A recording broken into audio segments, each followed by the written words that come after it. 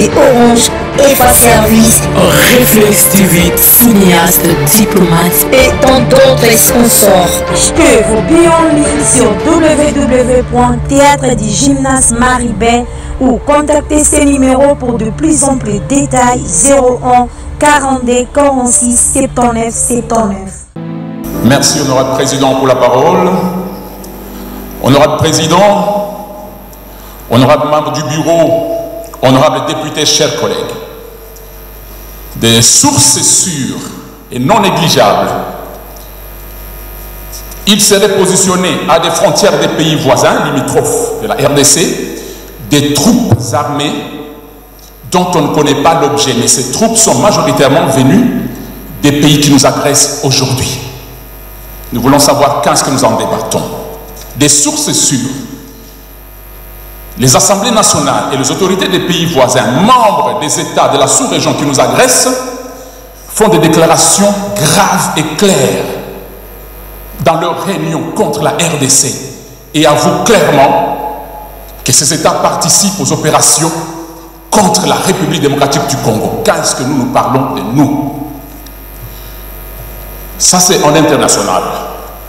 Pour ma ville de Goma, 80% des quartiers de la ville touristique de Goma risquent de passer bientôt sous contrôle des gangs armés en armes blanches ou à feu. Et c'est le cas pour Kinshasa.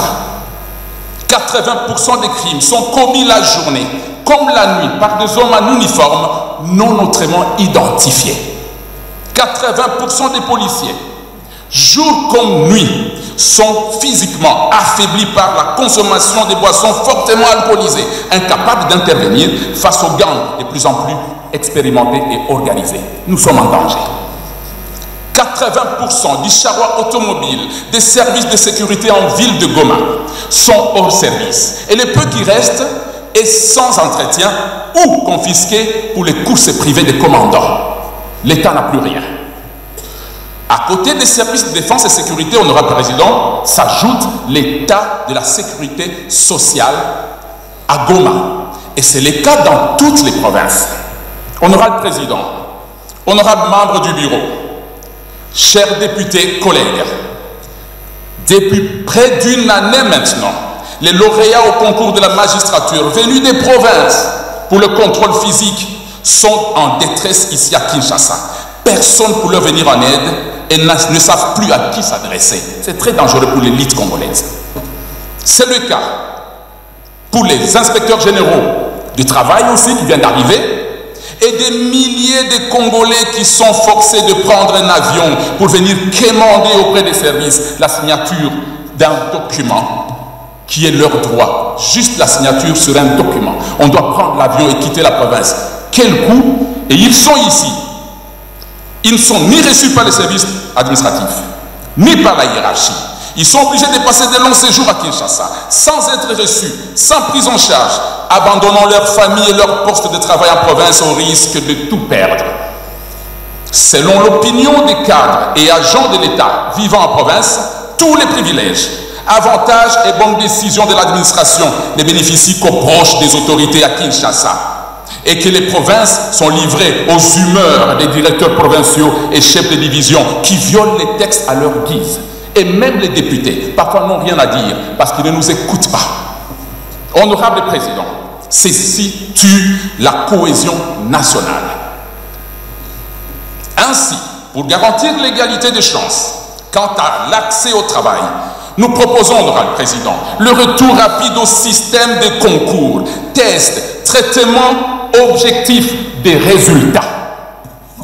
Parce que nous savons qu'après les tests, même si vous y participez, lorsqu'on va traiter les résultats, ce sont d'autres personnes parfois qui n'ont même pas participé au concours qui sont affichées. Nous avons vu ça. Je vais finir ma motion par un rappel. 80% de nos collègues députés avec qui nous étions ici le mandat passé ne sont pas revenus. Parmi eux, des très bons députés qui ont réellement plaidé pour leur base. Mais comme certains ministres n'ont pas fait leur travail, les électeurs ont fait payer leurs députés qui n'avaient aucune responsabilité dans les échecs des ministres. Honorable président, nous vous prions, comme vous l'avez promis, de faciliter le suivi sans complaisance des actions du gouvernement pour le bien-être de nos populations. Parce qu'aucun député ici n'acceptera plus jamais, comme par le passé, de perdre son siège pour avoir protégé des ministres qui viendront par la suite déverser des millions de dollars sur le terrain pour nous prendre nos électeurs. Honorable Président, honorable membre du bureau, chers députés, chers collègues, j'ai dit et je vous remercie. Orange, EFA Service, Réflexe TV, cinéaste, diplomate et tant d'autres sponsors.